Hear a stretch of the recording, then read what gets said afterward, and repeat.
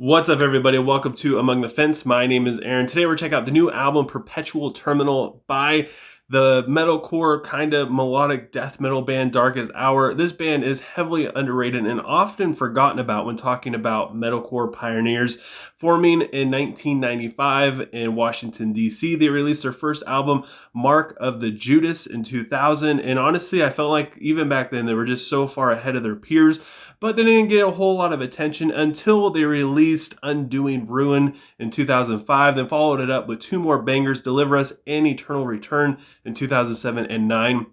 And I'd be willing to say that they never really gave us a bad record. Some of them are not quite as good as others. Their last effort, Godless Prophets and the Migrant Flora, marked over 2 decades of this band, and it showed that they still have what it takes to be at the top of their game.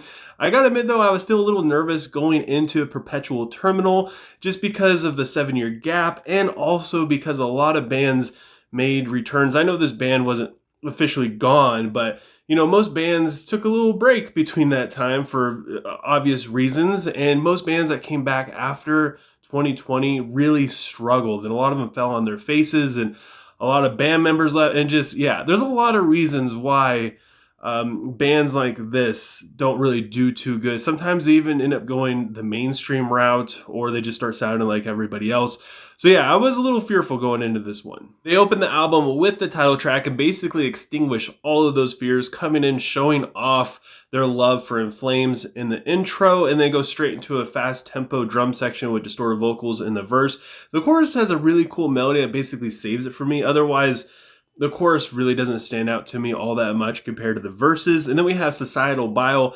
It has a chaotic intro with some kind of hardcore vibes going on, being about how bad society is and the common plague that is debt and depression, and how there's no way out, and how it's it's socially accepted that, in order to live this life, have houses and cars and things like that, you gotta owe a lot of money basically for the rest of your life. And it really is very depressing when you get down to it. And I just love how rough around the edges this song sounds. I mean, it's got a breakdown that just pummels you from start to finish. And I would say that this song really, it shows the different production side of it. Even if it's just slightly, I enjoyed it so much. A Prayer to the Holy Death is one of the shining moments on this album. It feels like a throwback to some of the earlier work. The vocals definitely carry the verses, while the lead guitar and the backing vocals lend themselves to the chorus that I enjoyed quite a bit. Same with the solo, which was surprising because normally I don't really care that much for solos within this, but it was very tasteful.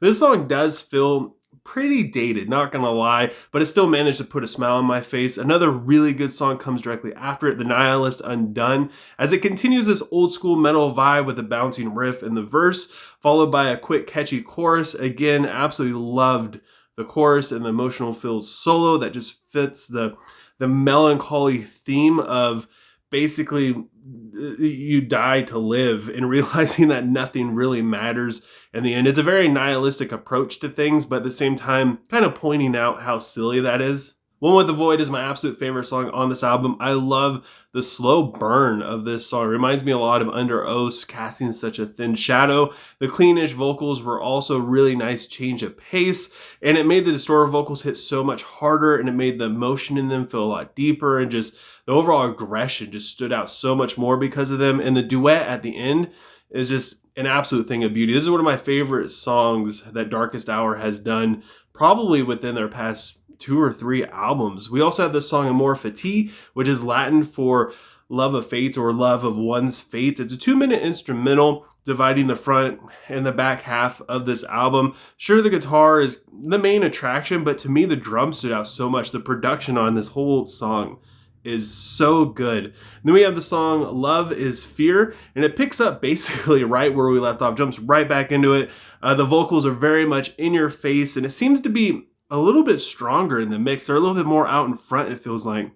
And it almost feels like an opening track all over again for a whole other album. And it does a great job at bringing the energy back up, because I felt like at this point it was starting to go down a little bit, starting to feel a little a little draggy. New Utopian Dream is a top tier song because it kind of reminds me of Lamb of God, specifically in the verse. The slow groove is just so good. Even the lyrics kind of line up with something that Lamb of God would write. The chorus is more of a speed bump, mostly for me. I enjoyed it, but I just wanted to get back to the verses and that riff. I gotta admit though, it does get a little repetitive, and because of that, it makes it feel a little long-winded just because there's not too many changes going on. It just has this kind of steamroller feel to it. Then we also have the song Mausoleum, which is fantastic as well. Has a very fitting classical guitar in the intro. The clean vocals sound great, especially with the chorus. It just makes this song feel so very dreadful. And the second time around, it has a really powerful buildup and a heavy eruption of just sound, and it slows down to another kind of clean section, and just the hills and valleys of this song, it just goes up and down. I feel like the songwriting in this is just so fantastic. My only regret is super aggressive as he's pointing at someone saying, my only regret is knowing you because you betrayed my trust, which is something that pops up multiple times throughout this record. And I love that the chorus keeps that same passion with the added melody to just spice it up a little bit. Sometimes the choruses throughout this album do feel a little formulaic and a little bit of the same thing, but this one I feel like does it right. The only crime that this song commits is that it's only 2 minutes long. I wish it was longer. And then we have the closing track, Goddess of War, Give Me Something to Die For. This one brings the classical guitar vibe back before the distorted guitar and the drums join in and amp everything up with one of the best riffs on this album. And there's basically like a 2.5 minute long instrumental before the vocals come in. And he's singing about how he wants something to give his life meaning. He's pointing back to the title track sometimes throughout this, and he's also like the things that we've covered throughout this album go over problems with the world, problems with society, and also problems with his personal life. And he's basically at the end of the ropes with this album and this whole theme of it, and saying, I want something to give me some hope, which I think is a great closing track for this, while at the same time, things don't really seem to get better in his life or better in the world, but he's not giving up. He's basically pleading, like, please, for the love of God, like, give me something that will keep me living. I love this album for many different reasons. The production on this is spot on. It really changes based on different songs. Sometimes they're a little bit more raw, sometimes they're a little bit more polished, and you know, sometimes the guitars sound a little bit cleaner, sometimes they have a little bit more grit and dirt on them. The riffs are okay. I just wish that there was more of them. Sure, like the lead guitar melodies and the vocals and the drums do a lot to make that up, but as a guitar player personally, I want something in terms of a riff to really grab my attention, especially in a band like this, a metalcore band, melodic deathcore, whatever you want to call them. I feel like they have the ability to write super catchy riffs. Another one of my issues with this album is it does feel a little formulaic at times. Only 2 songs really break the mold and catch you off guard. The lyrics also feel kind of like they're saying the same thing over and over and over again, and they don't really get too deep or too personal. You just get little glimpses of what's going on behind the scenes, and because of that, like, everybody can relate to and everybody can kind of agree with it, but you don't really get a glimmer of what's really going on. It's just kind of like phrases here and there. It's very vague, and it's just, I don't know, it makes it hard for me to really get into it. And also because of that, it makes it easy for me to tune it out with multiple listens like I did with this review. So with all that said, I got to give Perpetual Terminal by Darkest Hour a 6.8 out of 10. But I want to know what you guys think. I wouldn't really call this a comeback album. I mean, they weren't like, broken up or anything. It's just been 7 years since they released something.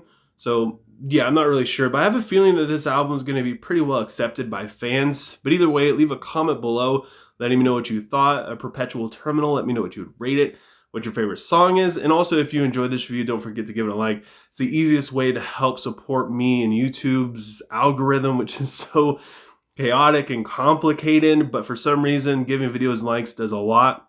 So if you do that, it will help keep my videos popping up in your YouTube recommended feed. And also, if you want to support me even further, don't forget to subscribe and ring the bell icon. Doing any of those things helps me out tremendously, and I appreciate it so much, more than you guys could ever imagine. And I hope you guys have a good rest of your day or night whenever you happen to be watching this, and I will talk to you guys next time.